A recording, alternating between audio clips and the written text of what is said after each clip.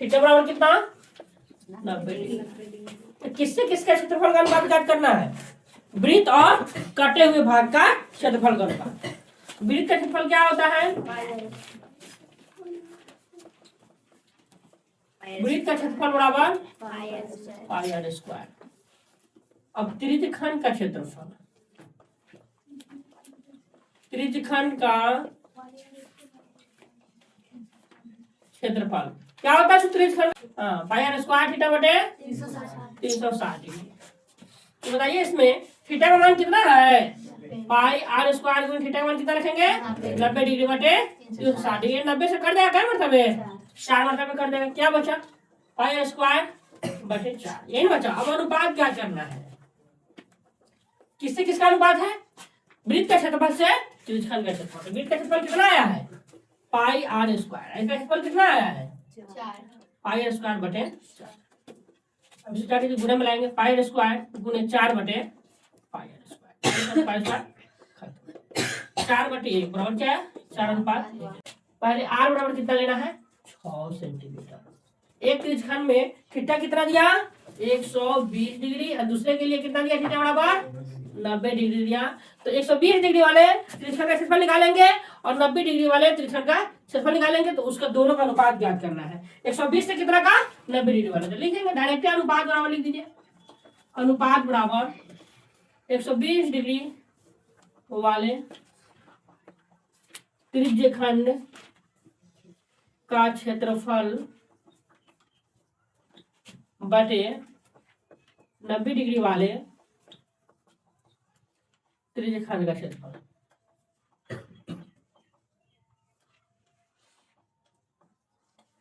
120 degree कोण वाले त्रिज्यखंड का क्षेत्रफल, 90 डिग्री कोण वाले त्रिज्यखंड का क्षेत्रफल।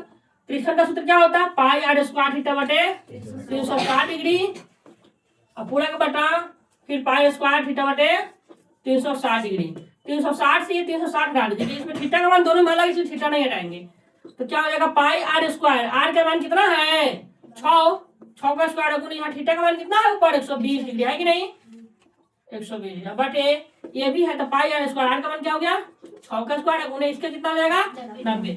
ये कर देगा 6 स्क्वायर से 6 स्क्वायर दोनों खत्म, पाई से पाई खत्म। ये कर देगा 90 से 0 खत्म, 0 से 0 खत्म। उसका क्या होता है? 9 ऊपर 12 बचा।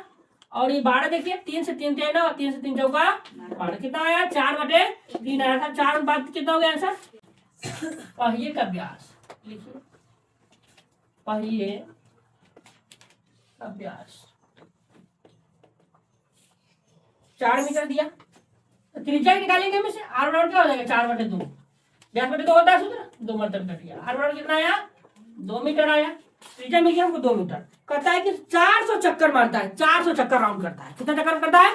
4 चक्कर। मतलब कोई पहिया है, चक्का है, तो राउंड में घूमने ना करता है ऐसे, है कि नहीं? तो नाचता है तो 400 बार जो है कि वह नाचता है, चक्कर करता है। तो 400 बार में उसकी जो है दूरी कितना तय करेगा? वो 400 बार नाचेगा तो वह दूर कितना जाएगा? अर्थात तो एक बार नाचेगा तो उसका परिधि हो गया। एक बार नाचेगा तो चारों तरफ पहिया, मान लो ये पहिया है, ये रहा पहिया, मैंने पहिया है कि नहीं? तो ये यहाँ से नाचना शुरू करे एक बार, तो ऐसे ही यहाँ से यहाँ ऐसे ही नहीं नाचेगा ये। तो आपने चारों तरफ की दूरी के अनुसार ही ना। तो ये क्या अगर ये नाचता है एक बार, तो इसका क्या बन गया? परिधि बन गया। उसकी चारों तरफ की लंबाई क्या होती है? लंबाई क्या होगा? उसका परिधि हो गया। ये क्या हो गया? ये परिधि हो गया। अब ये एक बार जो है कि इसे एक परिधि ज्ञात करेंगे हम, एक वृत्त के सूत्र से परिधि से इसका परिधि ज्ञात करेंगे। तो एक बार नाचने में उसका लंबाई निकल जाएगा ना। एक चक्कर में कितनी लंबाई होगी? उसकी परिधि से निकल जाएगा। जितना लंबाई निकलेगा एक चक्कर में उसका लंबाई निकल जाएगा। उसमें 400 से गुना कर देंगे तो 400 चक्कर में निकल जाएगा।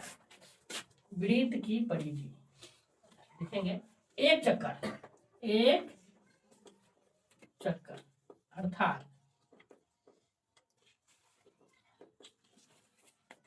वृत्त की परिधि। तो वृत्त की परिधि क्या होगा? सूत्र 2 पाई आर। 2 गुने पाई गुने आर का मान कितना? 2। क्या हो जाएगा? 4 पाई। एक बार चक्कर लगाता है तो वो 4 पाई मीटर दूरी तय करता है। कितना मीटर? 4 पाई मीटर एक चक्कर में हो। तो चूंकि एक चक्कर में 4 पाई मीटर दूरी तय करता है। इसलिए 400 चक्कर में दूरी क्या हो जाएगा? 400 गुने 4 पाई होगा कि नहीं होगा? 4 का 1600 कितना चक्कर मारेगा? कितना दूरी आएगा? 4 चक्कर में 1600 पाई दूरी है कि नहीं? 1600 पाई मीटर।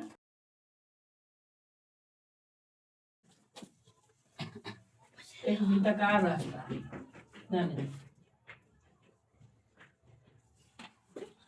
ये जो रास्ता है, ये चौड़ाई रास्ता का बाहरी घेरा की जो परिधि दिया है, बाहरी परिधि कितना दिया है? 20 पाई मीटर। और भीतरी घेरा की परिधि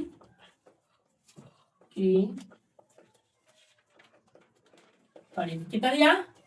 18 पाई मीटर।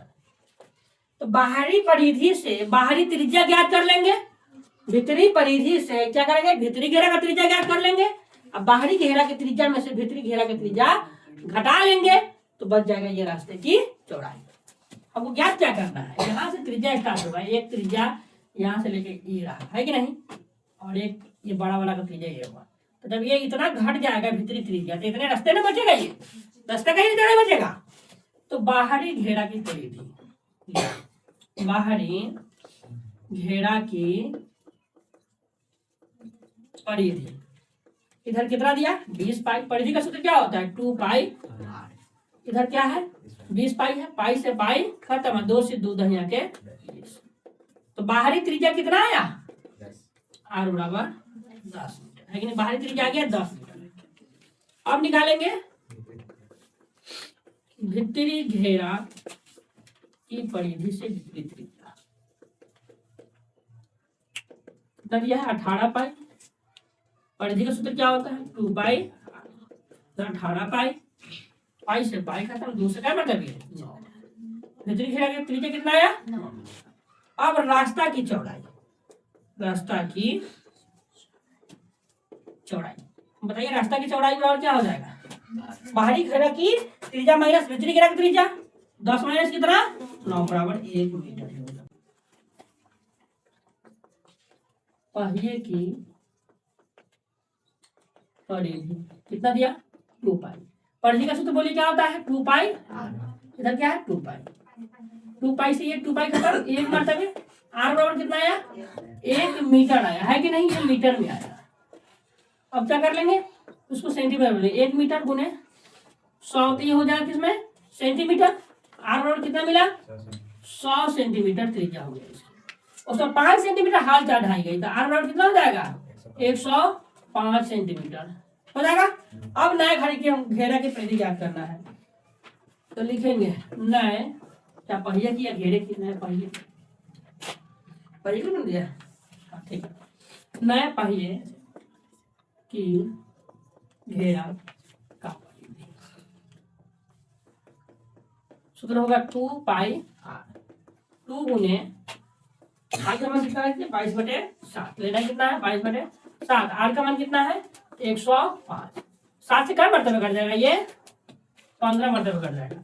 15 दूना 30 गुने ये 22 गुना कर दीजिए, 660 सेंटीमीटर। इसकी लंबाई 80 मीटर है, 28 मीटर है। तो यही गोलाई में आएगा, है कि नहीं?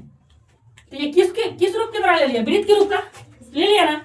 ये 28 मीटर क्या हो जाएगा? वृत्त की मीटर। r बराबर कितना? 28 मीटर। इसका क्षेत्रफल ज्ञात करना है, कितना दूर में वो चला। वृत्त के सूत्र से ज्ञात हो जाएगा कि नहीं? वृत्त का क्षेत्रफल चाहे वृत्ताकार भाग का क्षेत्रफल क्या होगा? पाई r स्क्वायर। 22/7 गुने क्या हो जाएगा? 28 का स्क्वायर। तो 22/7 गुने 28 गुने 7 से 7 चौका 28, 4 मरतबे 22 चौका 88 गुने 28 ये मीटर में आ रहा है स्क्वायर में। 88 में 28 से गुना कीजिए, कितना आएगा?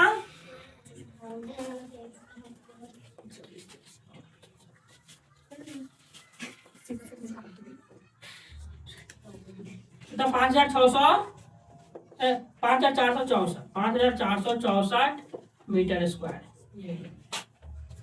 पाँच कैसे आएगा? 2 आएगा। 24 औसत है सर। ये क्या है 2464 2464 मीटर स्क्वायर। अब क्वेश्चन देखिए 18।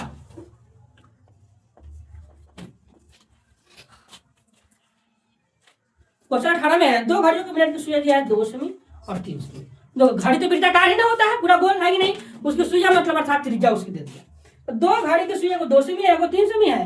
आधे घंटे में दोनों सुइयों द्वारा तय किए गए क्षेत्रफल का अनुपात ज्ञात है आधा घंटा में। तो जब भी सुई चलेगा आधा घंटा में, तो एक वृत्त के रूप में एक घड़ी है, यहाँ ध्यान दीजिए। तो आधा घंटा में यहाँ सुई चलेगा, तो यहाँ 12 की कांटा पे अगर हो तो चलेगा, तो आधा इतने ना आएगा दूरी। तो क्या बना लिया? अर्धवृत्त बना लिया। अर्धवृत्त बनाया। अर्धवृत्त का सूत्र क्या होता है? 1/2 पाई आर स्क्वायर। उसी से निकालेंगे। तो एक का आर बराबर कितना लिया?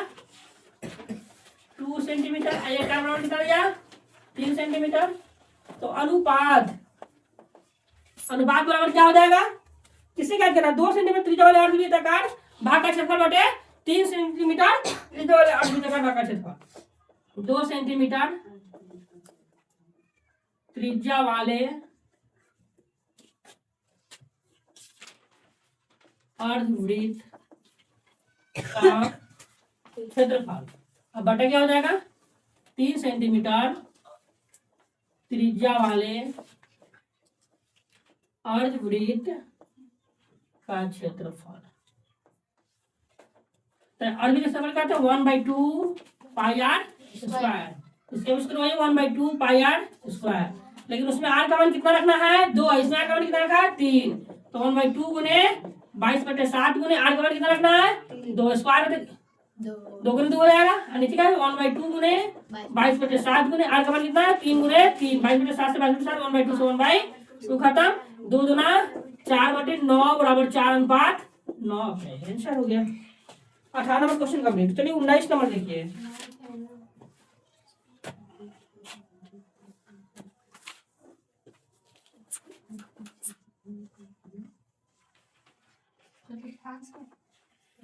क्वेश्चन नंबर 19 है, किसी वृत्त की परिधि दिया कितना? 22 सेमी। उसके चतुर्थांश का क्षेत्रफल मतलब वृत्त का चौथा भाग का क्षेत्रफल। 4 भाग में 1 भाग का क्षेत्रफल ज्ञात करना है।